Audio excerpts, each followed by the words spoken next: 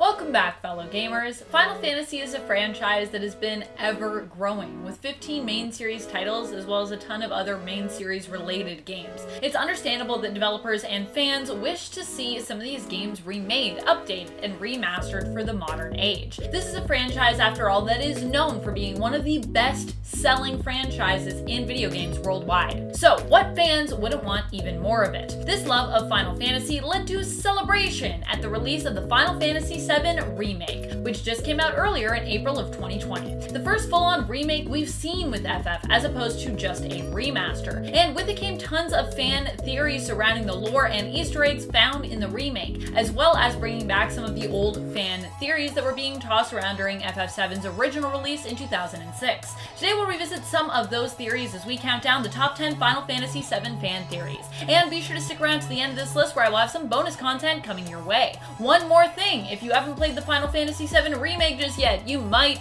want to hold off on diving into this list with me, as be warned, there are some spoilers ahead, some pretty big spoilers. Alright, now, let us get counting.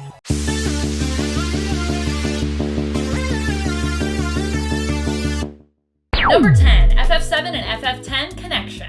Most people know that the Final Fantasy games are not big on sharing continuity or on having characters mingle with others outside of their own specific game, although there are some exceptions where we'll see those characters in other games like Kingdom Hearts. However, an Easter egg in the FF7 remake dredges up a past theory that FF7 and FF10 actually might take place in the same world, although not at exactly the same time, probably. There have been parallels drawn between the Farplane and the Lifestream before in an attempt to support this theory, but in the FF7 remake we get something a little more visually tangible. While exploring the Shinra headquarters later in the game, including their company museum, you will see an old photo that appears to have been taken in front of the Shinra factory. Dead center in front row appears to be a man wearing a mask identical to Shinra's of Final Fantasy X Part 2. Could it be that these two worlds really are closer than we think?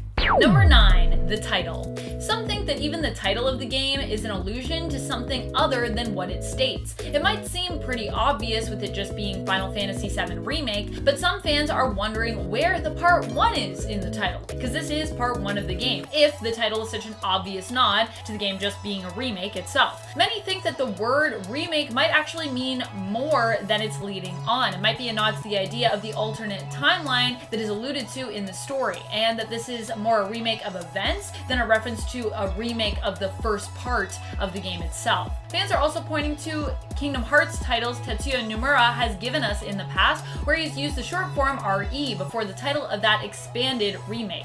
Number 8, motivation of the Whispers. The Whispers in the game are referred to as the protectors of the timeline. In the game, Red 8 refers to them as arbiters of fate. Initially it appears though that they are neutral figures, or perhaps even good guys, and later on they take on the appearance of the main characters in the game when you are forced to fight them. Some theorize that the Whispers are bad guys who are in this timeline with ulterior motives to alter it in a negative way. In fact, that is why you all decide to fight them. That and Sephiroth encourages you to do so, warning that they are harbingers of some kind of terrible event.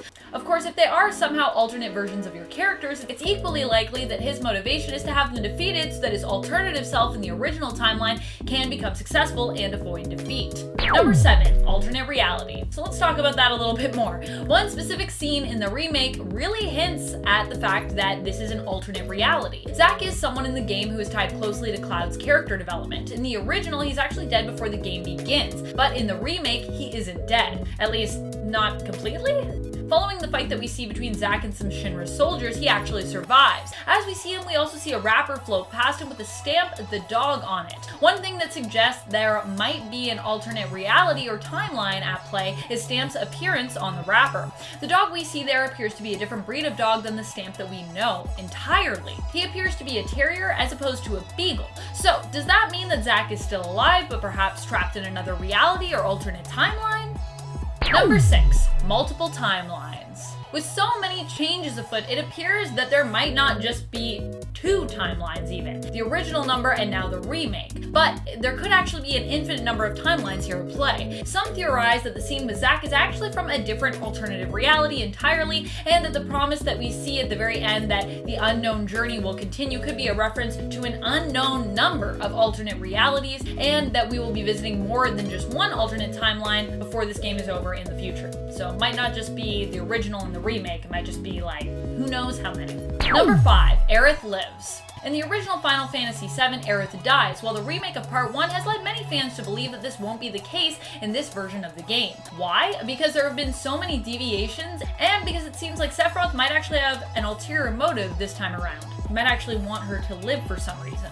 Number 4, Original Sephiroth. Due to all the knowledge that Sephiroth seems to have, some have speculated that this Sephiroth is one from the original timeline who was able to travel back in an effort to change events so that he might accrue enough power to become a god this time around. The theory comes from the fact that we have seen before that Sephiroth cannot be absorbed into the lifestream. This was confirmed in the FF novel On the Way to a Smile, where we learned that as long as Cloud is alive, Sephiroth will actually not be absorbed into the lifestream. Some also theorize that Genesis was actually brought back by the goddess Minerva to face Sephiroth in the future, and that Sephiroth has somehow time traveled back in the FF7 remake to ensure that he is successful in his plot this time around. Number 3, 7 seconds till the end. Some believe that when Sephiroth says 7 seconds till the end to Cloud when he's at the edge of creation, that this is actually a reference to Aerith's death. If true, this could also be used as more fuel towards the theory that Sephiroth is actually from the original game's timeline, or at least somehow has knowledge of it. The reason why people think this is a reference to Aerith's death in the original game and not the game's title, Final Fantasy VII, is because during Aerith's death scene in the original, there is exactly 7 seconds between when Sephiroth appears and Aerith dies. I've seen the videos of this, and I have to admit, as wild as this theory sounds and as weird as it is, I'm kind of on board with it. It is exactly 7 seconds. What do you think? Could it all just be a coincidence? Does it mean something? Who knows? What are your theories? Number 2, Sephiroth's motives. While Sephiroth was definitely the villain the first time around, his role in this game is somewhat unclear. He still seems pretty evil and is still the main antagonist of the game. He has no problem with murdering people, but he also claims that he's here to help avoid a catastrophe and save the world, while also appearing to be focused on destroying the world. When he takes Cloud to the edge of creation, he claims he seeks to defy destiny, and he is the one who forces the main characters to fight the Whispers. So, is Sephiroth all evil, or is there more to him than what we are led to believe? More to him than we thought in the original game? And just what exactly does he want? Does he want power? All of this remains very mysterious, and there have been tons and tons of theories regarding his real motivations and how his role actually might change in the future. Regardless, many agree that his popularity must have been a big factor when it comes to him getting more screen time in the game. Number 1, Aerith's knowledge. Some think that the knowledge that Aerith appears to have in the remake implies that she is actually already aware of the events of the original game.